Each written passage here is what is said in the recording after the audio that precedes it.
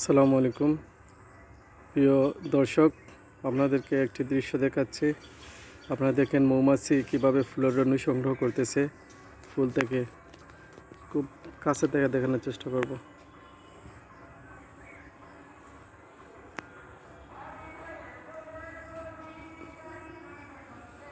এই দেখেন ফুল থেকে মধু সংগ্রহ করতেছে এবং মম সংগ্রহ করতেছে। মৌমাছির দুটি পায়ের মধ্যে ভরাট করতেছে মধু এবং মম।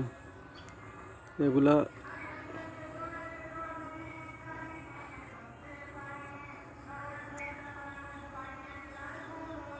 এই দেখেন দুটি পায়ের মধ্যে মমগুলা কিভাবে ভরাট করছে। মম এবং মধু দুটাই সংগ্রহ করে নিচ্ছে।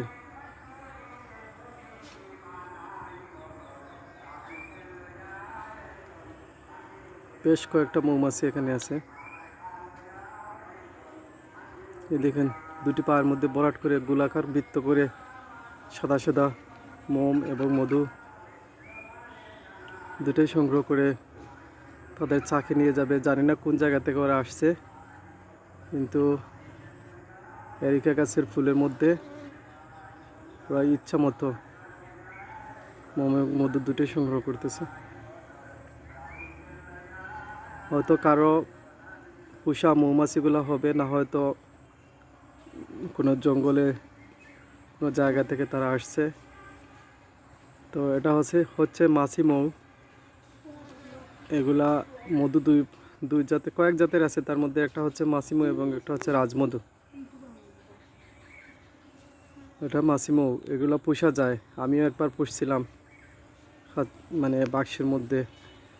রানীকে গেট লক দিয়ে 5-7 দিন আটকে রেখে দিলে মনে করেন মৌমাছিগুলো আর রানীর কারণে যেতে পারে না। কর্মী মৌমাছি শুধু বের হবে এবং আসবে যাবে, কিন্তু একটা পর্যায়ে রানী আটকানোর কারণে তারাও চাকের মানে বক্সের মধ্যে চাক বেঁধে ফেলবে এবং এই জায়গায় মধু এবং মম সংগ্রহ করবে, চাক রেডি করবে এবং বাচ্চা এখানে ডিম পেড়ে বাচ্চা ফুটাবে। অনেক হাজার হাজার কর্মী মৌমাছির সৃষ্টি হবে। দেখেন দর্শক, আমার বাসার সামনে একটা এরিকা গাছের ফুলের মধ্যে বেশ কয়েকটা মৌমাছি হঠাৎ চোখে পড়লো।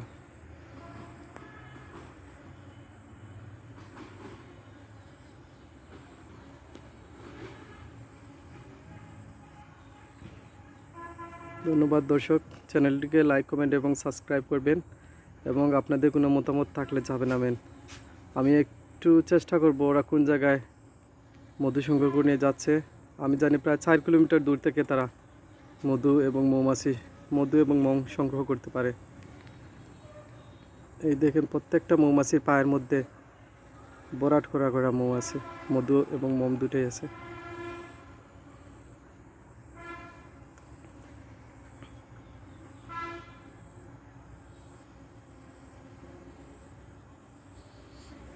আসার সময় মৌমাছি খুব স্পিডে চলে আসে, কিন্তু যাওয়ার সময় এত স্পিডে যেতে পারে না।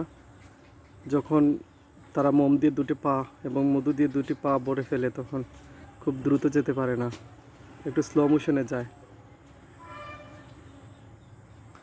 এই দেখেন দুটি পা সাদা সাদা করে দুটি পায়ের মধ্যে লোড করছে। এগুলো মধু হবে, সাধারণত মধু বা মোম হবে আমার মনে হয়।